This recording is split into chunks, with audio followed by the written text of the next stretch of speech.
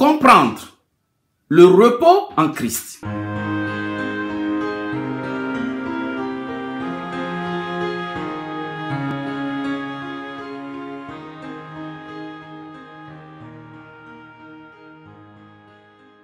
Bienvenue à votre émission. Notre étude d'aujourd'hui a pour thème « Libre de se reposer ». Et la question du jour, comment réagir face à la maladie? Comment réagir face à la maladie chronique?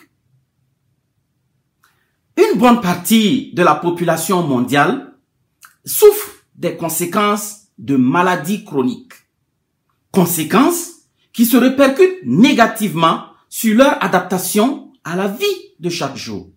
En effet, en raison de leur état de santé, les malades chroniques sont souvent confrontés aux problèmes et coûts liés à la dépendance et aux dépenses élevées en soins de santé. Ils sont souvent sans repos et parmi les plus vulnérables de notre société. Si votre proche ou vous-même souffrez d'une maladie chronique, vous conviendrez avec moi qu'on finit par se poser beaucoup de questions sur l'origine et la raison d'être de la maladie. On s'en prend facilement à nos proches, à nous-mêmes ou à Dieu quand la solution tarde à venir. Voyons ensemble comment nous devons réagir face à une situation pareille. Premièrement, faites confiance à Dieu. L'erreur à ne pas commettre est de cesser de parler à Dieu. Continuons de prier, car Dieu demeure au contrôle de toute situation. Et Colossiens 1, verset 17 dit qu'il est avant toute chose et toute chose subsiste en lui. Votre santé n'est pas en de meilleures mains que dans celle de Dieu. Dieu peut choisir de vous guérir en exaucant tout simplement votre prière comme Jésus l'a fait. Votre état peut ne pas changer malgré la prière, mais savoir garder confiance en Dieu contribue à votre santé mentale et vous évite de baigner dans une désolation, la dépression ou la culpabilité. Réalisez que Dieu vous aime toujours. Et 1 Jean 4, verset 8 dit, « Celui qui n'aime pas n'a pas connu Dieu, car Dieu est amour. » Son amour pour vous ne dépend pas de vous, mais relève de son caractère.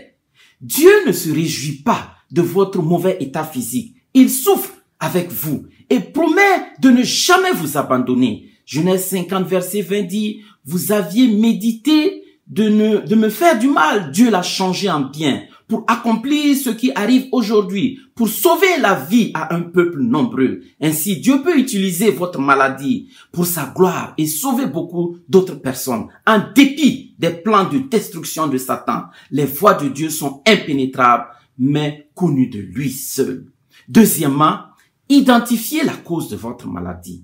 Que vous soyez malade à cause de vos propres choix, comme votre mode de vie, votre alimentation ou des actions des gens autour de vous, il est important de découvrir ce qui serait à l'origine de votre mal pour essayer d'y remédier. Si vous devez effectuer des changements dans votre vie pour une meilleure santé, Dieu est capable de vous en donner la force. Il est aussi possible que votre maladie ne soit pas diagnostiquée.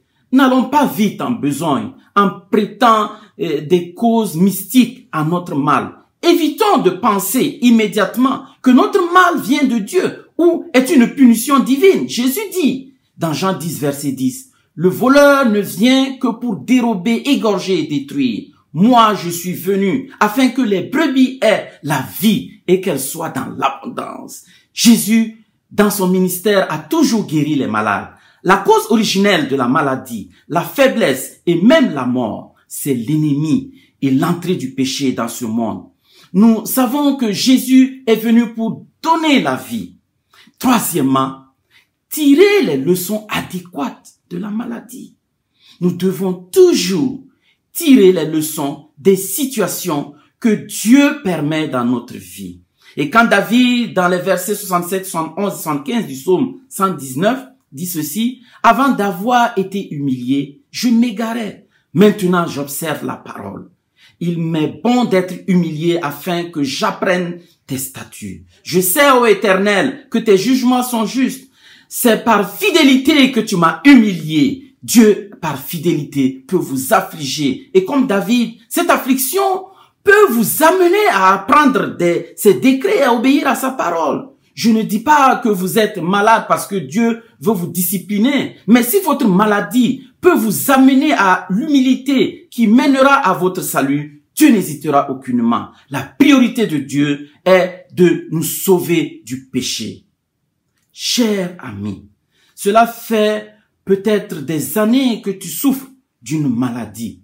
Continue de faire confiance à Dieu. Expose-lui toutes tes frustrations. Il ne reste pas indifférent à nos sentiments. Et Romains 8, verset 28 dit que toute chose concourt au bien de ceux qui aiment Dieu, de ceux qui sont appelés selon son dessein. Ce que tu vis aujourd'hui pourrait faire partie de ses plans pour te donner la vie pour sa gloire. Dieu de bonté, merci encore de nous conduire dans cette parole de vérité, en nous aidant à comprendre que même dans la maladie, tu es toujours avec nous et que tu as un plan pour toutes choses. Donne-nous d'avoir toujours confiance en toi, de nous tourner toujours vers toi dans les moments d'affliction et de te faire confiance. Viens et conduis-nous encore dans la compréhension de cette parole et grave ce message dans notre cœur pour que nous puissions toujours grandir spirituellement dans la foi et dans la confiance en toi. C'est au nom de Jésus que nous t'avons prié. Amen.